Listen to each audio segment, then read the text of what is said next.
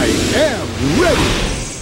GMA Weather, serbisyong totoo ng GMA News. Salamat Ivan. Mga kapuso, maayos ang lagay ng panahon at mababa po ang tsansa ng ulan sa maraming bahagi ng ating bansa ngayong umaga. Maliban na lamang dyan sa may Southern Luzon, lalo na sa may Mimaropa, yung Mindoro at Palawan at ilang bahagi ng Bicol Region. Pero pagdating ng hapon mga kapuso, ay makakaranas ng mga pagulan ang northern at central section, lalo na din sa may Cordillera na kung minsan malalakas na mga pagulan po yan, maranasan.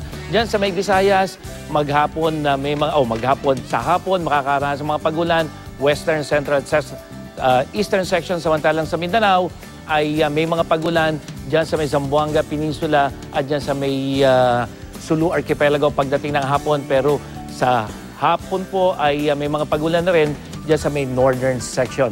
Silipin naman natin ang tsansa ng ulan at init factor dito sa Metro Manila. Bahagyang tataas yan pagdating ng hapon, yung posibilidad ng pagulan. Maalisangan, 41 degrees Celsius.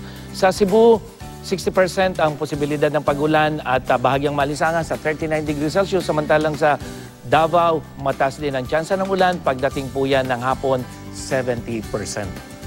Yan ang latest mula sa GMA Weather. Ako po si Nathaniel Cruz, magplano para sigurado. I am ready. Serbisyong totoo ng GMA News.